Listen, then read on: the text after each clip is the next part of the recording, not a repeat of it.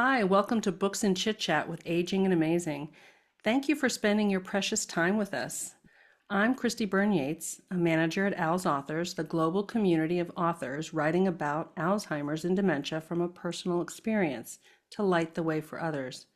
I'm here tonight with Malika Moore of Aging and Amazing, a wonderful organization that values healthy aging and caregiving. One side of the organization focuses on care management. The other side of the organization focuses on their signature online community. Within this online community, over 200 members from around the world share their stories, resources, and tips to help support caregivers and those who are aging. Check out their online community to learn more. We're all aging and amazing. I'd like to introduce some of the members of our team who are with us tonight. I want to introduce Ruth Stevens.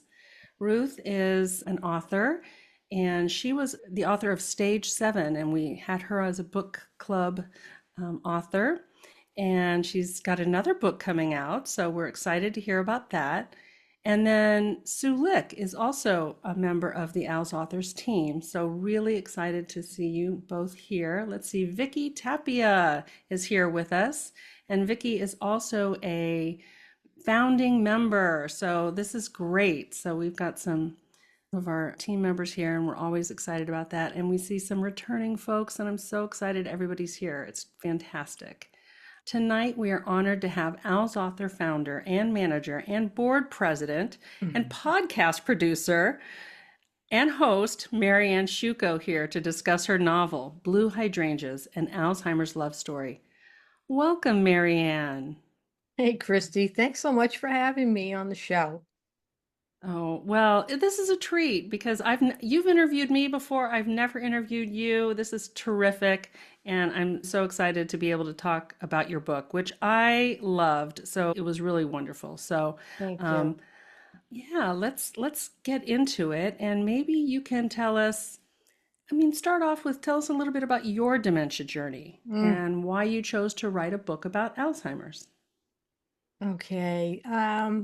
First of all, I did want to say that the reason why Christy and I are the authors for the book club in July and August is because we interview everybody, but then nobody really knows about us. So we thought, well, why don't we let people know our story and what we do? So instead of always interviewing everyone else, but I'm a registered nurse. And right around the time that I started entertaining going into nursing, I had an aunt, my mom's sister. She was 15 years older than her. And she had Alzheimer's. And I was in my mid to late 20s at the time and didn't understand anything about this, had no knowledge. It was in the 1980s. Um, and it was just so heart-wrenching and I didn't really understand it. And then my father's sister, also 15 years older than my father, she also had it. So I had it on both sides of the family. And when I went into nursing care, I started out in a nursing home and wound up working on the dementia floor by choice. Okay. And people thought I was nuts because when I first started working there, like, they didn't even bring me up there on the tour. They said, "Oh yeah, the third floor," and well, we're not going to go up there. And then when I would go to work at night, people would tell me, "Oh, you don't ever want to go up there." People would get pulled and have to float and they'd have a fit and they'd be so upset. And I was kind of like, what's going on up there? So one night it was my turn to get pulled after I'd been there for a while. And they said, we need you to go up to the third floor and help out up there. Somebody called in sick. So I was so afraid. I said, what's going to happen to me up there? What is happening? I don't understand what's going on with these people. There's like 50 people up there who all have dementia. And I loved it. I had a wonderful That's time. great. And I Yeah. said, you can bring me up there anytime. And so that's what ended up happening. It became my routine. But I worked all over the place in that building and encountered people in various stages of dementia. So I was very intrigued by it. And I used to always want to find solutions to try to help them and to keep them comfortable, especially like to make sure that they ate because that was like a big thing. So I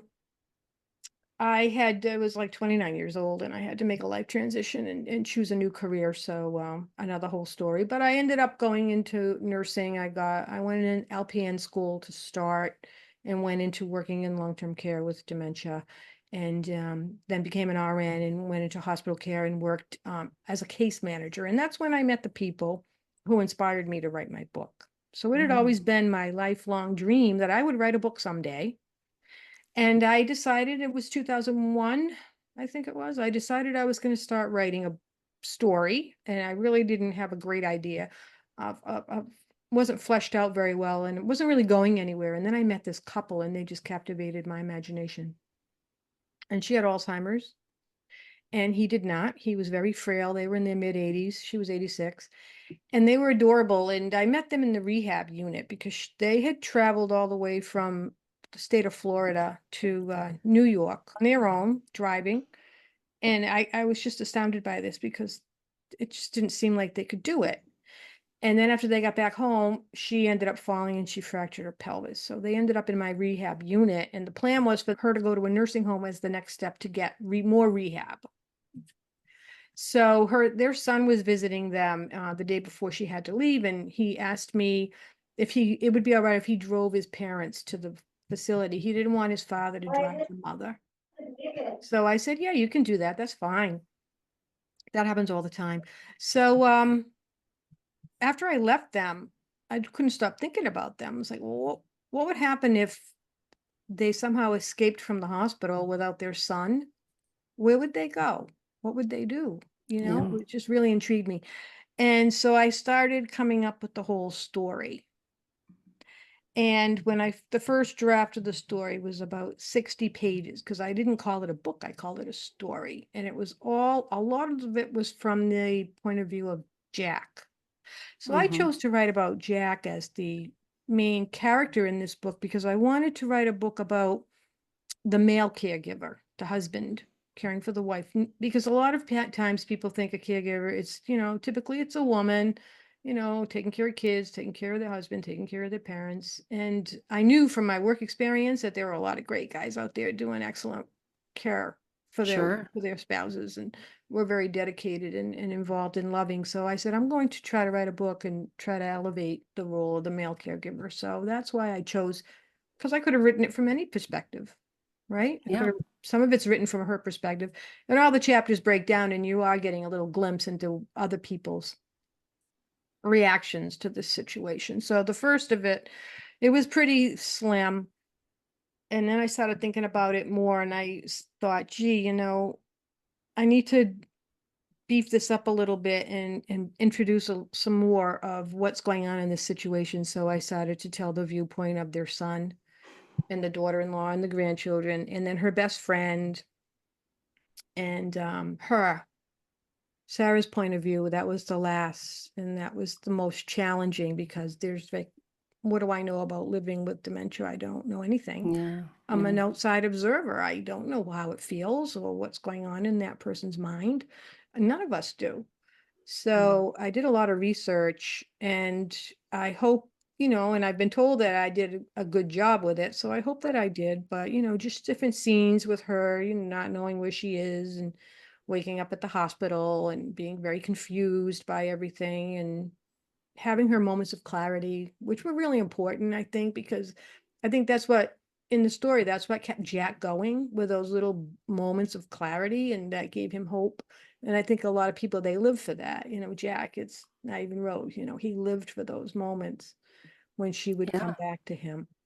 So in the meantime, so I published the book, and that's another story, a long publishing journey.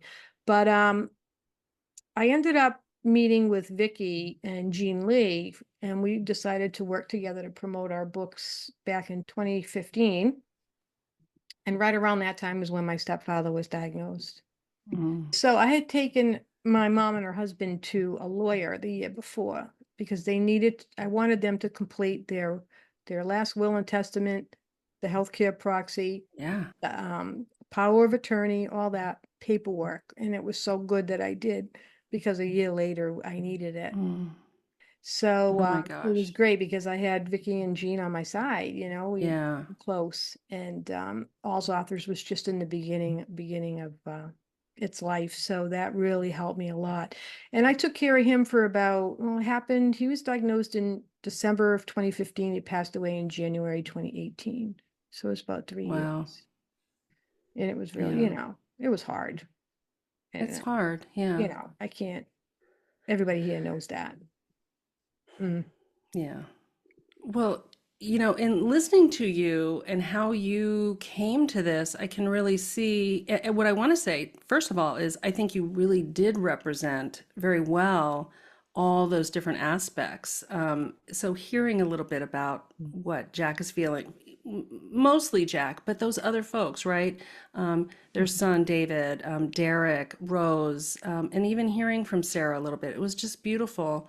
Thank you. It was such a yeah, and it was such a beautiful read. Like it's one of those ones that I didn't have to put it down, It was so easy to go through and I felt involved with the folks. So that's what I love in a fiction. Mm-hmm. Um, and there were a lot of things I loved about the story, but I think you really represented all those different feelings that it impacts everyone. I loved hearing that you talked about the sandwich generation. That's my Hmm. thing. So that was great. Hmm. I was like, wow, see, there it is. This is what it's Yeah. like, people. Yeah. So it was great that way. I did want to ask you, and I'm going to ask you to read a little bit, and I'm sure you have something wonderful prepared, but a couple of the questions I had, and then we'll hear from you, and then we'll get some questions. I wanted to know about the role of Lisa, the daughter, and she comes to us about middle of the book, I think, and then we hear about her and then we learn more. But can you tell us what role she serves in the book? Hmm. So the first draft, it was like a 60-page outline, really. And one of the things that I thought was that so these people are wrestling with Alzheimer's disease and they're in their 70s. But what else has happened to them in their life? They can't have had a perfect life. So I had to give them more angst. I wanted them to have more tragedy in their lifetime. I mean, they were 50 something year marriage. So that's when I came upon the idea because I was going to write a daughter into the story and I was going to write, it became Lisa, the deceased 16-year-old. But the other option was I was going to write like a sister who was like all business and all about the money and all about, the legals and all about that piece Oh, and not supporting the emotional side of it and all of that, like being in denial. And then I decided, no, I didn't want to write that person. So I came up yeah, with the concept of Lisa, yeah, their greatest okay. loss. Yeah, yeah, it was so moving. It was very moving. Um, The other thing I wanted to ask about is one of the things I loved about it was learning. You really go into like I felt like I lived on Cape Cod, Oh and I've yeah. never really been on Cape Cod. So I've been to Nantucket once, but I never Uh-huh. made it to Cape Cod. And I know that you're from Boston area, but maybe you Mhm. can tell us about your love of Cape Cod and why I loved that so much. But it was great the way you describe all of it, the different highways and freeways and the different towns and the different places and where they went to eat at the lobster pot and things like that. So maybe you can tell us a little bit about your It love really is a for lobster pot. Yeah. yeah.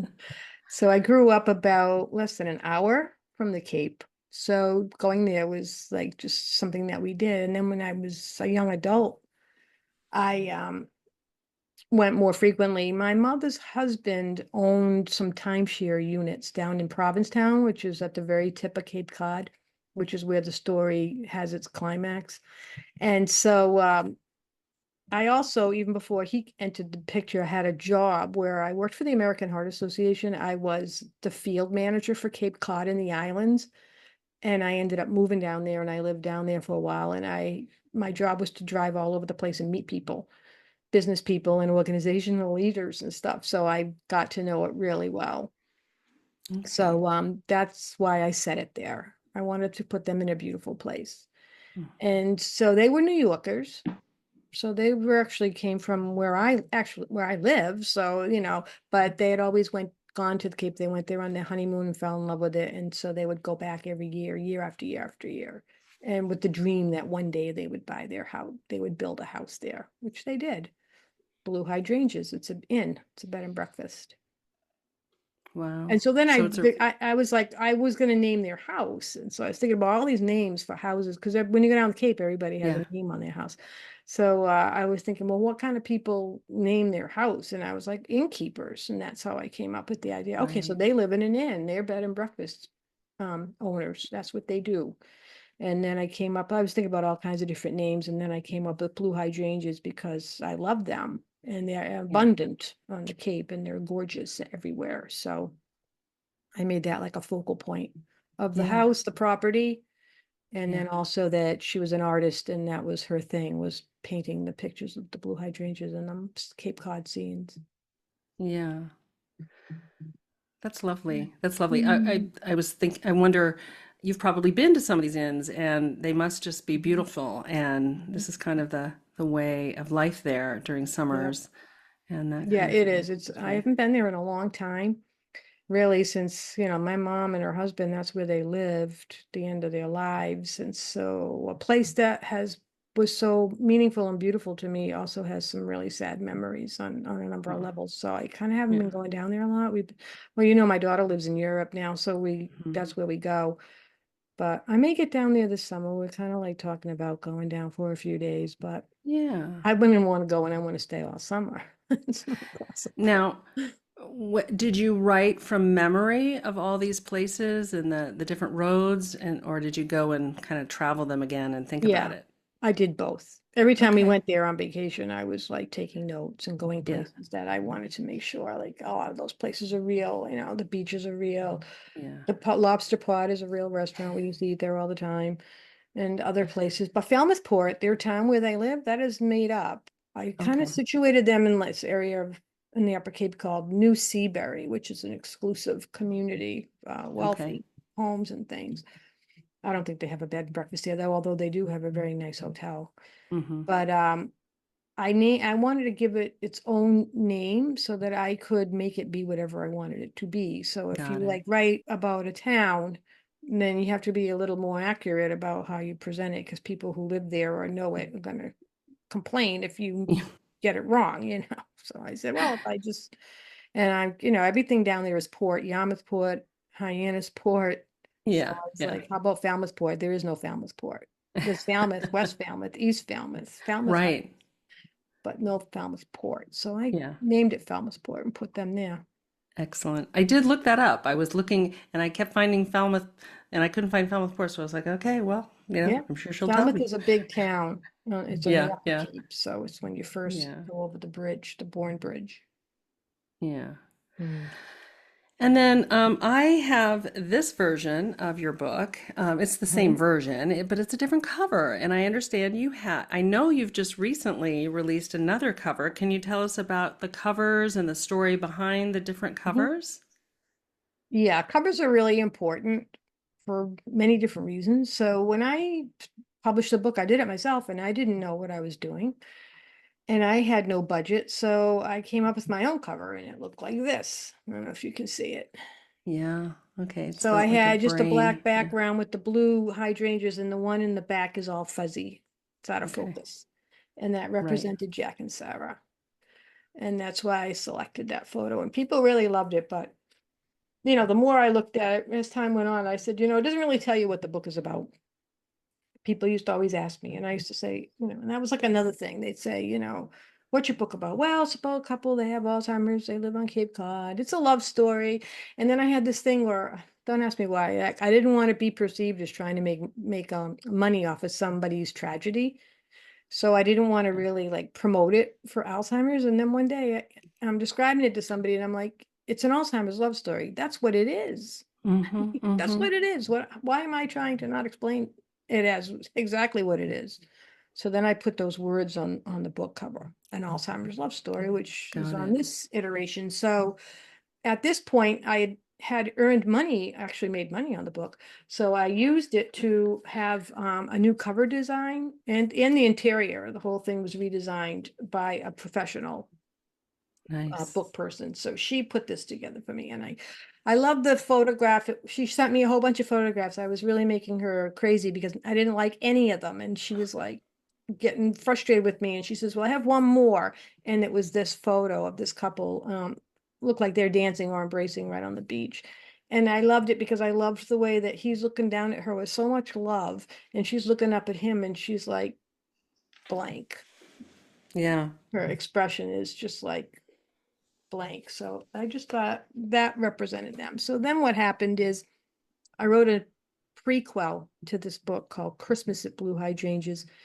And then I have another one in the works called A Wedding at Blue Hydrangeas, which is the story of David and Ann's wedding. And these things occur 20 years prior to this illness. So I decided I wanted all the books to like look alike. So one of my partners at AlzAuthors, Catherine Harrison, is a professional artist, and she came up with this cover design. Right. She drew it herself with the Hmm. house in the background, and then it's like the house is at Christmas time. There's a different one, and then the one at the wedding has the bride, walking up, and you can see the house all decked out for the 4th of July and everything. So that's how that happened, and hopefully that's the last one. So it is a trilogy, so that's wonderful. So the other two take place before this one. Mm-hmm. Yeah, because Yeah. people would Yeah. tell me they want to know about the inn. Is Hmm. it a real Yeah. place? How do I get there? I can't tell you how many people would say to me, "How do I get there?" I'm like, "Well, you don't get there. It's in my mind. Nobody can get. I can't even get there." I used to look for it when we would be driving around on the Cape. I'll bet. Let's see if we can find one called Blue Hydrangeas. Let's see if we can find one that looks like the Blue Hydrangeas in my mind, but we never did. Although we did Yeah. find a lot of them that had the blue hydrangeas like Hmm. up on Hmm. their property, so that was beautiful. But people would say, "What happens next? What happened to them?" And the Christmas, they asked about Christmas. So I said, "All right, I'll write a Christmas book." And the Christmas book, I really love that one. And it's 1978. There's a blizzard coming on Christmas Eve, Hmm. which they Hmm. did have a blizzard there in February of 78, but I made a new one. And she's all alone at the house waiting for David and Jack to arrive Hmm. for Christmas Eve. And just shows her like alone and making preparations and cooking and doing gifts. And the Christmas tree arrives and the snow's piling up and it's getting worse and worse. And David arrives with somebody. He tells his mother, "I'm bringing a friend up with me for Christmas." And she's like, "Oh, that's wonderful." She thinks it's a guy. Hmm. And then when he shows Sure. up, he's got a girl. Who is this? She didn't know anything about her. And then ends Yeah. up becoming his wife. And then they Uh, have some other surprise guests that show up. And it's a really terrific story. It's a short read. And the thing about it is all three of the books, they all have this common theme of grief. yeah. Okay. Because in the first two, it's not that long after the death of Lisa. It's like Got it. 5 years. So it's still very fresh. Yeah. Yeah. And Sarah's always trying to, she's like, I call her Scarlett O'Hara. I'll think about it tomorrow. Like whenever her grief intrudes upon her, she just is like, I can't do it right now. I'm busy. I'll think about it tomorrow or later on when I'm by myself somewhere. Yeah, Yeah. you know. Yeah. So the grief is Yeah. important because in Blue Hydrangeas, Jack is left to carry the grief on his own because he has Yes. forgotten. She forgets that they had a daughter and she forgets what happened to her. And I thought that that was very interesting that they were there in the area where it happened, and he was so terrified that it would bring memories and that that would be too much for her, which, Mm. may very well have been the case. But that was Mm. an interesting piece that you put in there for that. Yeah. I like that. And I also and I think I've shared with you, I just all the different things.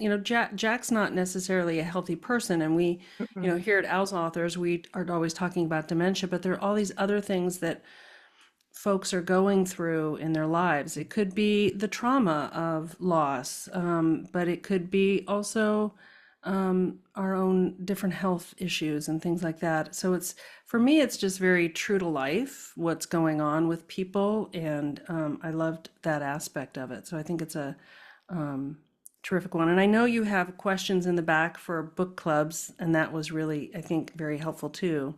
Do Mhm. you get asked to talk to different book groups at all? Do you I get asked to have. be? Yeah, Yeah. I have. How do you find that? I mean, how do you Oh, do you enjoy that? Or I how does do. that go for you? Yeah. It's always nerve-wracking because you hope that everybody loved the book, and there's always going to be somebody who maybe they didn't, and they have to come and tell you. But most of the time, people are very gracious. and we have a good discussion. And a lot of times people are happy because they don't know anything about this subject, and they're happy to be Hmm. able to, learn a little bit about it. It's always good to know before it happens to you that this is what's going on. This is a reality that a lot of people are living with. Yeah, absolutely. Well, I'd like to hear you read a piece that you would like to share with us. Okay. So when I read, I usually read the part of the prologue. Hmm. Uh, it's not too long. Kind of sets us up for the story, and it's 9 years before the story really starts. So it's the very day of diagnosis. While night settled on blue hydrangeas, Jack and Sarah lay nestled on the couch, wrapped in a hand-knit afghan, clinging to each other as silent as stones. The lights were out, a crackling fire lit the room, and shadows danced on the walls. He cradled her in his arms and stared into space, detached. She focused on the fire, unyielding in his embrace, so far away. The Bach he had put on the CD player had long ended. Outside, the first snowfall of winter blanketed Cape Cod. He had done all he could to make this evening the same as any other, but this god-awful quiet made everything seem so wrong. After 45 years of marriage, it wouldn't have surprised him if they had run out of things to say, but not a day ended without some new insight or tidbit of information passing between them. They shared everything, their deepest fears, their most private thoughts. Tonight, there was nothing, just this palpable silence as they ruminated separately on their visit to Dr. Fallon and the horrifying news he had given them. Jack pondered the same troublesome thoughts over and over, making no progress in absorbing the doctor's diagnosis. He knew enough about Alzheimer's to fill him with fear, a fear he had not experienced since his days as a medic in World War II. Back then, he had lived in anticipation of the next strike, the next slew of casualties. He could not sleep, he could not eat. Uncertainty consumed every moment. Sarah's Alzheimer's filled him with the same fear and anxiety. He did not know what to expect, or when, or how bad it would be. Some situations defy words, and there were no words, no phony reassurances to make this right. If there were, he could not pretend to know them. The room grew dark as the fire burned low. The logs he had stoked an hour before were turning to ash. Neither of them had the drive or the energy to get up and throw on another log. At last, she broke through the mournful silence. I'm going to lose everything, she said, her voice a hoary whisper, a voice he had never heard before. Don't say that, he started, but she interrupted. Whatever happens, she said, stay with me. I can't bear to suffer through this without you. A single tear rolled down her cheek. Shh, Jack whispered. He brushed away the tear and made a promise only prayer would help him keep. Nothing like that is going to happen. I'll never leave you. We're staying right here. He pulled the Afghan tighter around them, sealing out the chill that slowly descended on the room as the fire waned. They sat in silence for a long time, long enough for the fire to go out, and then he helped her off the couch and took her to bed. Hmm. Yeah, So that's so in that, beautiful. it's his first night as caregiver. Yeah, He took yeah, her to bed. absolutely. And Yeah. it's also symbolizing the winter of their marriage has just Hmm. begun because Yeah. it's the first snowfall of winter. And he, like a lot of people, he makes that promise, I mean, we hear it all the time. Everybody, Hmm. oh, I'm never gonna leave you, I'm not gonna put you in a home, and Hmm. it becomes like the doctor says, this is bigger than both of you. Exactly. And I definitely want to get into that. I see Ruth has a question, so I want to see if she can unmute and, yeah, go I ahead. can. Yeah, that was a lovely passage, Thank Marianne. you. I liked that. I had actually raised my hand before when you brought up book clubs. Mhm. I was curious to know when you appear at book clubs, do you often find that the discussion gets very personal, that people kind of sometimes talk about their own experiences as much as the book?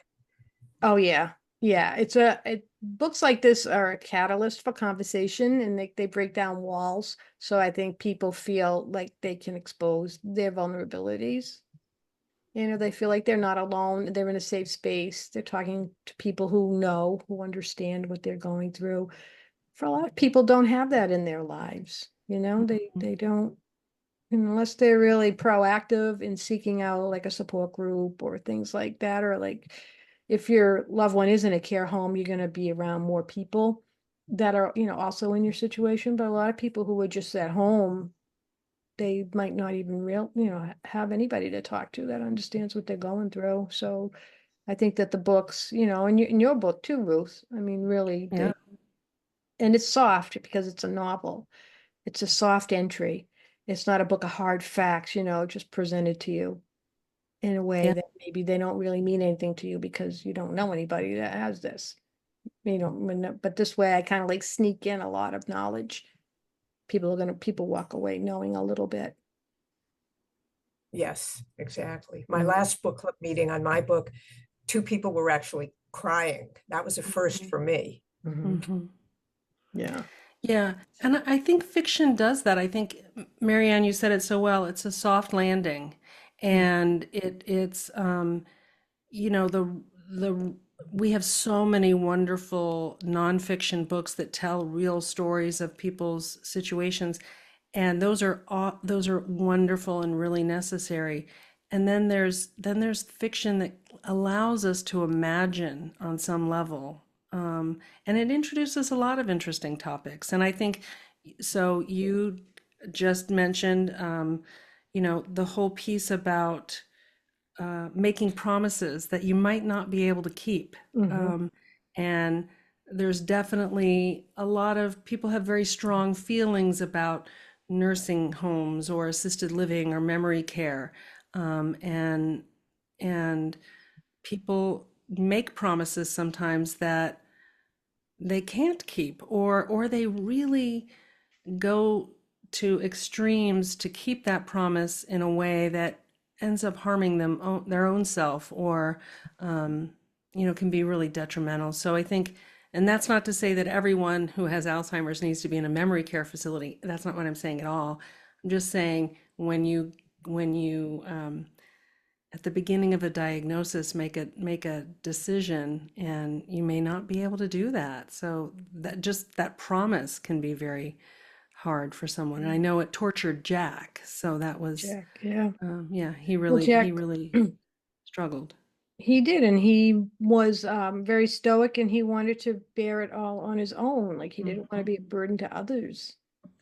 He didn't want to intrude on anybody else, not even his son. Yeah, And his son wanted to help. They were right there the yeah, whole time, and yeah, he yeah, didn't want it. yeah. Barbara, would you like to ask your question? Yeah. Yes, thank you. Thank you, Marianne, for that reading. Thank And you. I lived in Western Massachusetts for 4 years, and when I was a teenager, so we would go out to the Cape for Yeah. vacations and stuff. So it's such an evocative place to set your story. Yeah. I was curious, how does your training as a nurse influence you as a writer, and in particular with Blue Hydrangeas, or maybe it's not particular to Blue Hydrangeas? No, I mean, it really is. Always say that, being a nurse gives you a front row seat in the theater of life. And I have been involved in or witnessed some incredibly dramatic and traumatic situations. Not that you want to, but you find yourself just immersed in like somebody else's worst thing that could happen to them. Sometimes it would be a great thing, but a lot of times it would, people are in the hospital because not for good reasons for most times. And when I was in case management, what part of the job was counseling families with people with dementia and helping them to get resources and services in the community. So I had by that time developed like a spiel. I had a speech and I had it organized, boop, boop, boop, boop, point after point. And I would go from one family to another family to another family. I'd do it like, several times a day and just spew out all that information. Then when it happened to me, I forgot everything. I was the daughter, and then all of a sudden I'm like, I don't know what to do. Then I said, put your nursing cap on and you'll figure it out. So I did. And I was able to use all of that, in writing the book. And, I made the nurse was the one who makes the mistake, you know. The nurse was at fault for allowing them to leave. I made her be bad. And then the case manager, she was like a drill sergeant.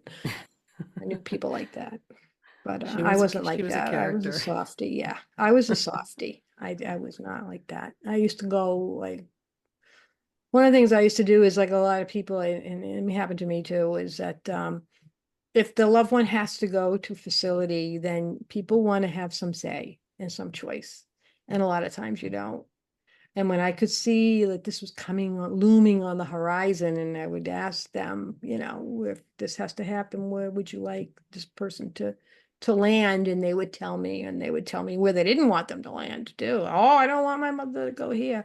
But they would say, I'd really like them to go here. And so I had tentacles in the community, so I would contact my point person at that facility and let them know I had somebody that I would be sending them information in a few days. Do they have room?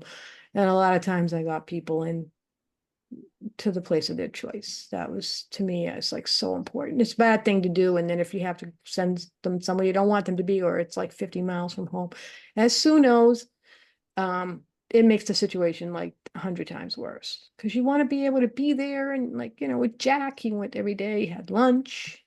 He Mhm. wanted to pick out the place, and he chose the first place he went to.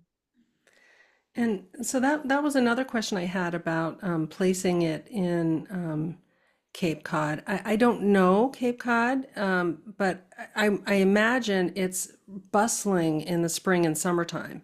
Mhm. But are there a lot of people that live there year round, such Mhm. that there would be a lot of services? Oh yeah, Or is it- yeah. It's Okay, a big okay, place. I mean, there's okay, people, lots of people live there all year long, you know. okay, okay. So, and there are a lot of very high-end assisted living memory care places.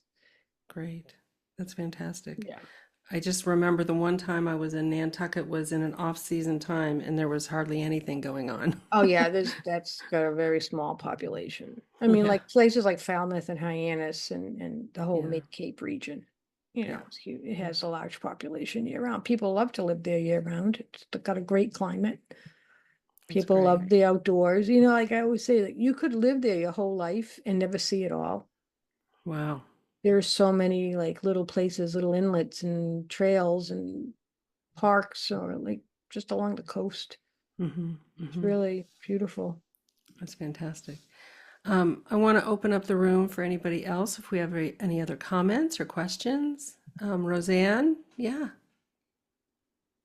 Marianne, you wrote a lovely book. I just heard what you read, and it was wonderful. And I had a quick question. How do you find out about the book clubs? Because I wrote a book too about Alzheimer's, and when I've addressed them, it's been through word of mouth. This friend told that friend. Do you, aside from, your friends and family, how do you find out about book clubs to address? Well, I mean, you can still like directories online where people can sign up book clubs if you did a search and they break it down like by your region. Of course, everything now is usually done online for obvious reasons of the convenience. When I was going out, but like before COVID to different places, I was like tapped. I would just reach out, like I cold call or send a letter to a facility and follow up with a phone call. And then I had one facility not far from my house who invited me to come in and do the book club with their organization, which turned out to be really wonderful. And they treated me like a queen. It was really great. And then I was in with the Alzheimer's Association, so they invited me to do something with them in my local place. Um, but like a lot of it's word of mouth. I did things with my library. I was very active in the library and ended up being on the board of trustees, but I used to organize a local author event with them every year. So I would meet people that way. And being in working in the hospital and being in touch with people who service that community was also a big help for me. Yeah. Thanks. Mhm. So, Marianne, you've written now 3 books around about blue hydrangeas and the whole journey around Alzheimer's, and you're a founder of AlzAuthors. I'm sure you're learning all the time. What would you say to folks who might be hearing this podcast or watching the YouTube video? What are some things you would want people to know about getting a diagnosis from about a family member and what are some insights that you would share? I went through that with my stepfather. So he was always a little bit of a problem. He was born premature in 1936 and suffered some brain injury. So he was a little slow most of his life. He was very high functioning, but he had a very low IQ. And he could be his behavior wasn't always what we both really liked. He could be Yeah. really hard and he was a jokester and a prankster, and it could be very inappropriate at times. And then as he got older, it kind of got worse, but everybody just thought, oh, that's just him. And then it really reached like a pinnacle. And I was getting phone calls from people left and right asking me what was wrong with him and stuff. And I didn't live near them. I lived 250 miles away. And when I would visit frequently, and when one time I visited and he was disastrous. He hadn't bathed or showered or anything for like weeks. My mother was beside herself. She said, "Will you help me? I don't know what to do with him." And I said, "Yes, I will help you."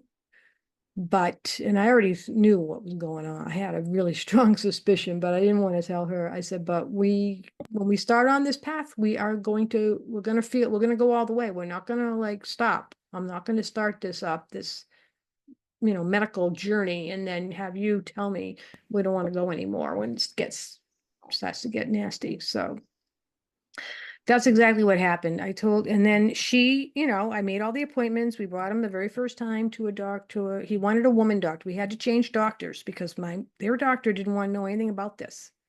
Mm. I would call him. I went to the office with them. I wrote him letters, and he just was like not willing to pursue it. My mother would say, "We're fine," and he would say, "They're fine." Mm. So I said, "Why don't we get another doctor?" So she said he likes a woman doctor. "Can we get a woman?" I said, "Yes, we will." And we did. Got an excellent one. And it was called Complex Geriatric Management. That was the name of the practice. I said, "Oh, this is perfect." Mhm. And the first day brought him in there, they told me he has dementia and he needs to go into memory care. Mhm. And I couldn't believe, I mean, even though I was feeling that this was going to happen, I couldn't believe it. I said, "This is the first doctor visit. How dare you tell me I have to have him in memory care? What do you mean? Can't I get a home health aide? Can't we just put him on some antidepressants?" I was just like, not buying into it. And then my mother didn't want to pursue it anymore. That she said to me, "We're not going to the doctor anymore. He doesn't want to go. He's fine." I said, "No." I said, "This doctor thinks he has dementia. He doesn't have it." I said, "Well, then we need to go and we need to make sure he doesn't have it. We need to find Mhm. out what's wrong. We owe him that, Mom. We need to know. We can't just pretend everything's fine." So she said, "Okay." And, he went to the psychiatrist and the neurologist, and he had the MRIs and all kinds of testing and stuff. And so it was so important. We needed to know what was wrong with him because it might not be dementia. Right. It can be a lot of other things. And a lot of people say, "Well, he's old, so this is how he's going to be." But, what if that person has some kind of metabolic problem that you can correct and you didn't do that because you Right. didn't know? Exactly. Yeah. And you need to know. And then once you know, then you need to have a plan and you need to know, what are we going to do? How are we going to handle this? How are we going to live with this? Who's going to help? Where do we go? I mean, there's a million questions. We've got a ton of books about that. But you need to like really have knowledge. You're Right. not going to get Right. through it without knowledge. It's going Right. to be a Right. 100 times harder when you don't know what you're doing. Right. And it's heartening to know that you had a position as a case manager and were there to help families, because I think it's that might be a piece that's missing in some places. I think it's sort of like some places have it, some places don't. And if you're not even aware of the concept of case management, and there are geriatric case managers, I mean, but you don't know this until you know it. There's Right. so much that we don't know what we don't know, and it's so helpful then to have that. So that's very heartening to know you had that. The Alzheimer's Association, like where I live, they have Mhm. case management Yeah. services. Yes, they do. So Yeah. that's a place where you can call and you can get an appointment with somebody to help you navigate Yeah. what's Yeah. available in your community. What kind of paperwork do you need to gather? What can Yes. you expect? Yes. How much is it going to Yes. cost? I mean, the 101,000 questions that people have. I mean, that's a really good place to start. But I'll tell you, in my work, not everybody took the time to talk to people like I did. Mm-hmm. A lot of Mm-hmm. people were just like, "Well, they have dementia, so, put them in a nursing home." And that was their attitude. I was sensitive to like the families too, you know, and what they were going Yes. through. Because I had That's- been seen it, you know, we lived Yeah. it. And Yeah. That's what I was going to say is that there's the person that we have to care for, and then the family, there's so much on their plate and helping them because it is just like you portrayed in your story, in your novel, there's a whole family is impacted in many different ways. And so finding ways to help people through that. So that's what I think is really beautiful about the story. So many things. Um, so, Marianne, what else have you written? Because I know you love to write and have written many things. So, I'd like to hear more about your other works. I wrote a young adult novel that's like 600 pages called Swim Season. And it's based on my experience with my daughter as a competitive swimmer for 11 years. She swam all through middle school, high school, and college. And that was a really fun book to write. Excellent. So it's nothing like Blue Hydrangeas at all. It's like a whole different time of life. But you know, there are some serious health issues involving the main character's mom, who Mhm. was a nurse in the army and went to Afghanistan to Mm. take care of the soldiers and came back wounded. She was a wounded Mm. warrior and she came back with chronic pain and an opioid addiction. Oh my gosh. So we go into substance abuse and mental health issues and that. And then I wrote 3 short stories. I published 2 of them are based upon experiences I had as a child. And then the other one is Eno's Love, which is a Christmas story. And little old Eno lives in the in New York's Little Italy in a 3rd floor walk up, and she has a little bit of forgetfulness and diabetes and other health concerns too. And that was those are all short stories. So they're really quick reads. And all my books Got are it. available in paperback, ebook, and audiobook. I was just going to ask. And do you narrate it on audio? Okay, you found No, somebody to. I hired narrators to do that work because you know, narrating is one thing and then you have to produce the files and that Right, right. get involved with that. Yeah. And so you've told us where you can find your book. You're available Amazon and some other folks, other Yeah, places as well. it's You're on in all the Ingram. stores pretty much. Yeah, Amazon, Barnes and Noble, Kobo, got it. a lot of them all over the world. And Yeah, you can just, you know, look it up online and find it's on my website. You can find yeah. out where to get it. So And your website is? MarianneSciucco.com. There you go. And it's available Okay. on AlzAuthors website as well. Absolutely. Um, Anybody else have any quick questions or comments for Marianne? Really excited to have her here.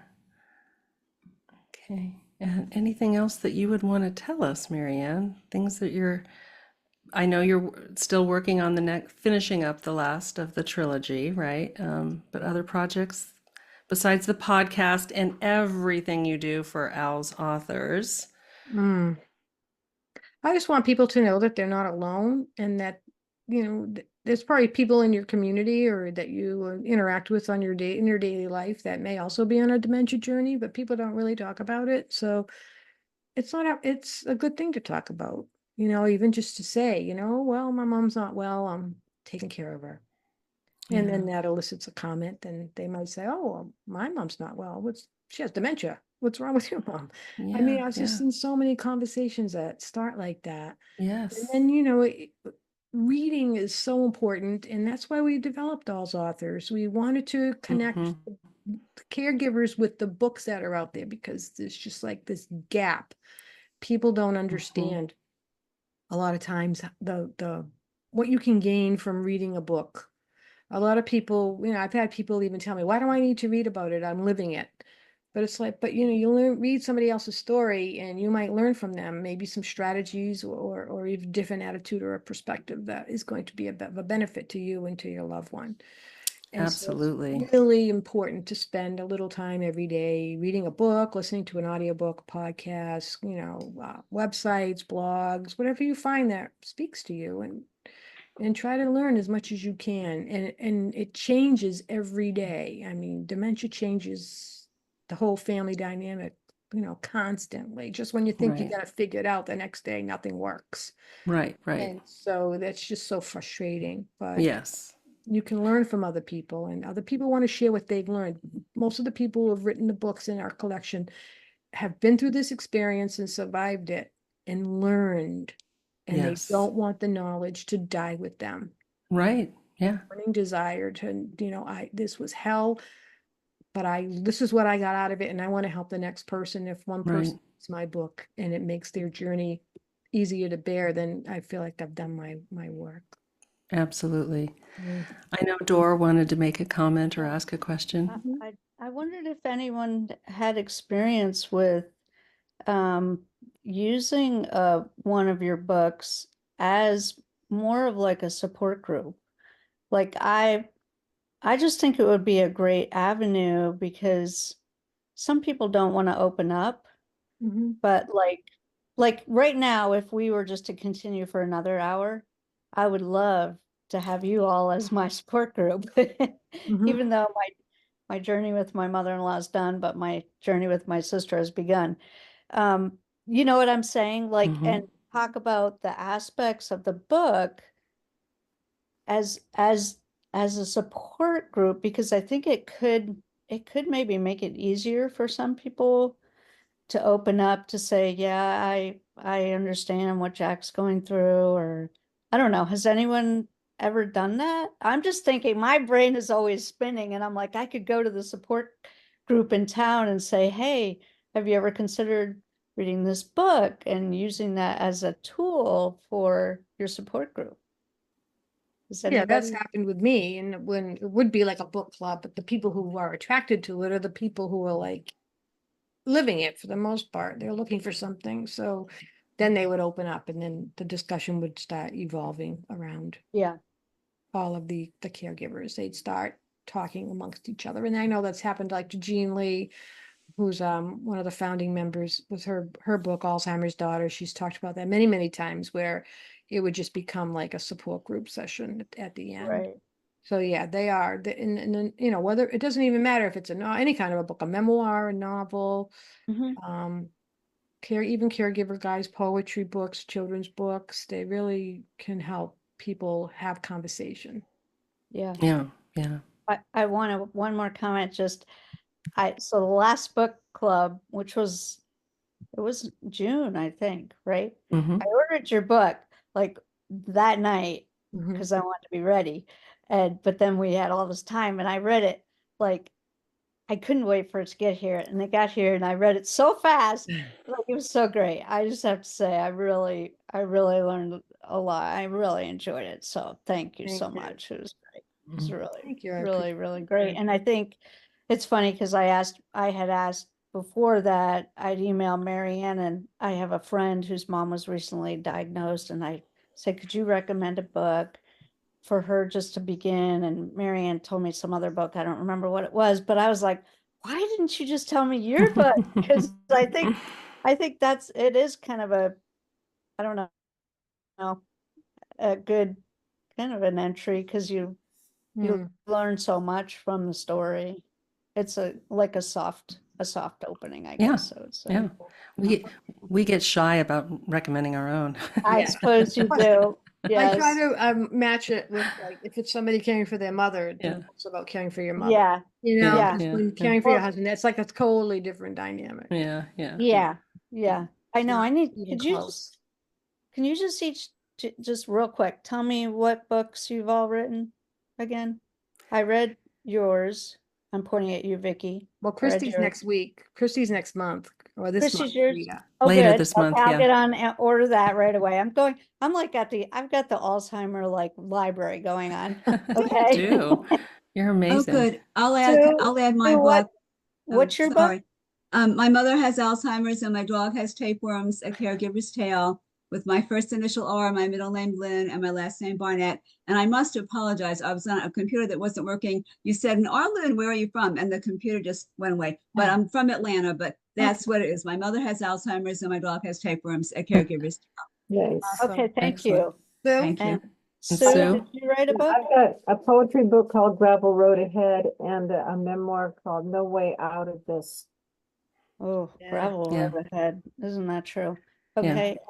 The new one there with the orange. With the orange thing on my head, yeah. Did you I'm write a the book too? author.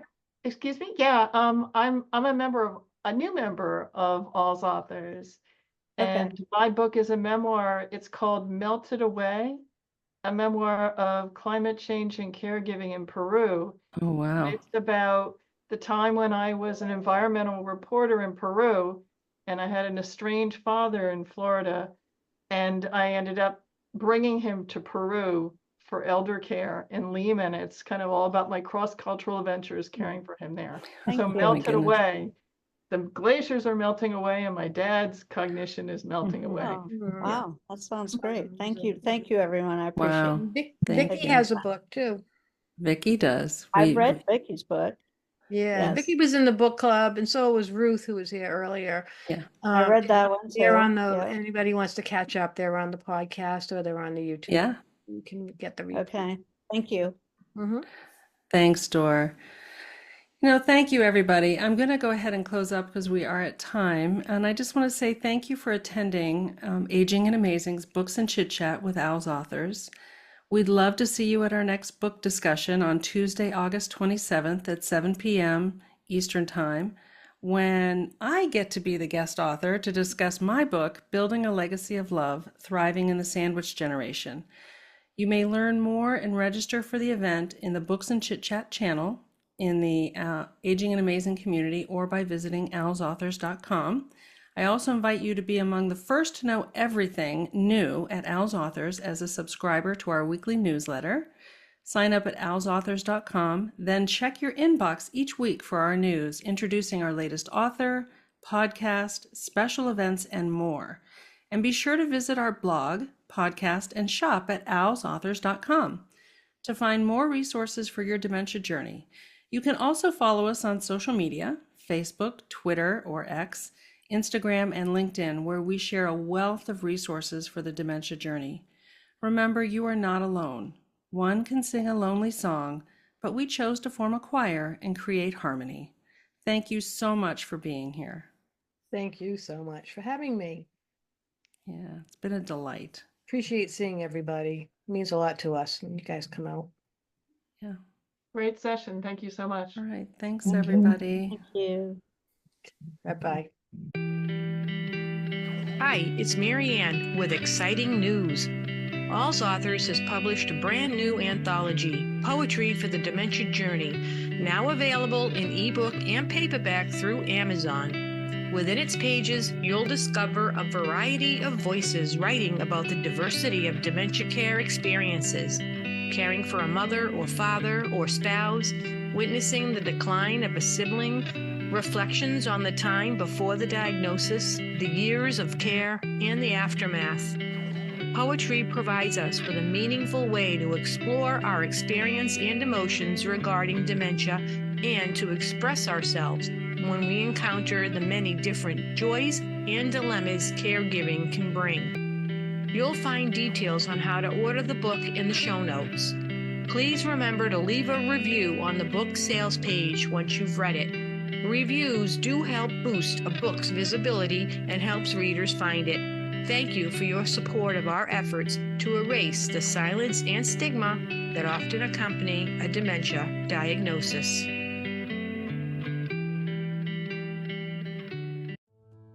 Caregiving is a challenge, whether your person has dementia or not. Finding helpful tips and learning new strategies from people in the know is critical. That's why we at AlzAuthors love the Happy Healthy Caregiver podcast from Elizabeth Miller, who also happens to be an AlzAuthor.